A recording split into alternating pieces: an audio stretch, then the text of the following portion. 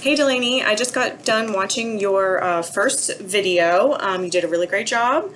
No major issues that I saw. I did notice how you said that you kind of forgot about the intake process part of it and how mainly the disclosure piece of it. But I still think that, so here's the thing with the first session. If you're in your own private practice, you're going to have a little bit more flexibility in how you're going to do this. However, you always do want to start with kind of the business aspect of it just to cover yourself, really more than anything else. But you would obviously have your own disclosure statement that you would have memorized. Your client's going to have one too. You're going to be going over it together. So really what you might want to do is just kind of revisit that in the second video just to get the practice doing it. Even though the second video is supposed to be kind of more focused on a specific theoretical orientation, like I said, it's just good practice to be doing it. And if you use a different subject, that would kind of naturally flow into it anyway. But you really did a good job allowing her to just open up and speak about her background, why she was there. I thought that was a great way to start. At first I was thinking, is this like a seasonal affective disorder that's happening in the summer months, which is a little bit unusual, but you totally connected it back to some potential traumatic event or some type of trauma in her early childhood, and so I thought that was really intuitive of you. Trying to think of looking at my notes here. You did, when she asked kind of about your process, when she asked that and prompted it, you did a really great job kind of jumping in with it and saying, this is how everything's going to work. And, you gave her that opportunity to opt out of counseling at any point. Those are two areas.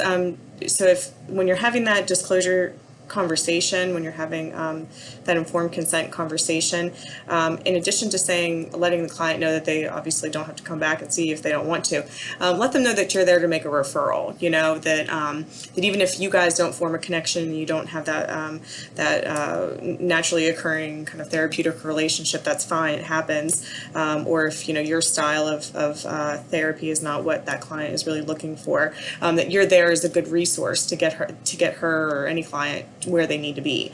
So you can always mention that. And then, of course, that's the area where you can start to talk about your theoretical orientation. And so that, again, I really want you to start thinking about which one you're gravitating towards, and then really delving a little bit deeper into that theoretical orientation and getting some more information about it. And then you're able to talk to the client about the process, about techniques that are used with that orientation, why you chose it, why it feels right to you. So just kind of things to be aware of as we continue on throughout the semester. You really did a good job providing her with a lot of affirmative statements, understanding. She definitely was understanding of. She was very self-aware of her situation and very open to talk about her situation, and she really wanting to get to the why. Why was she feeling this certain way in this particular time period? The spring and early summer months. The homework option that you gave at the end, great. Again, love that you're kind of thinking in next steps, and when you're going to be seeing this client again and checking in with her on all of that.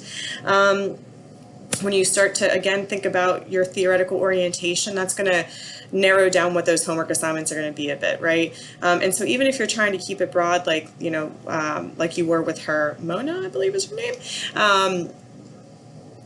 one thing to think of is, instead of saying, try to remember a time when, you could say, in the next week, how about we journal or make a list of 3 times that you remember when something happened. Because just saying kind of try to think back in times, it's pretty vague and people might forget about that. But if you're giving more specific tasks, or go through your childhood pictures and bring in, a couple of years worth of memories of something that was happening around those times, anything like that.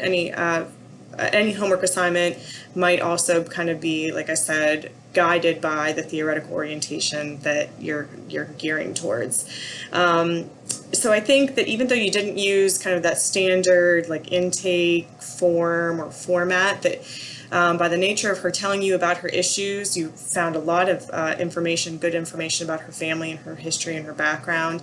You got insight into where she was now, and then at the end you really wrapped it up in a good way by kind of framing it for her that this was not something that yes, you needed to address what happened in the past to understand why it happened or why things are still occurring, but and be aware of that, even though you pretty much already identified the issue, but bringing her back into the here and now and saying, you want her to be able to function successfully and be able to get some sleep and rest and not experience that anxiety at that time period, here and now, in the present tense. So again, good job. Some things to work on, of course, but that's completely natural. I think you're getting good practice with the subject. So if anything else comes up, just let me know, okay?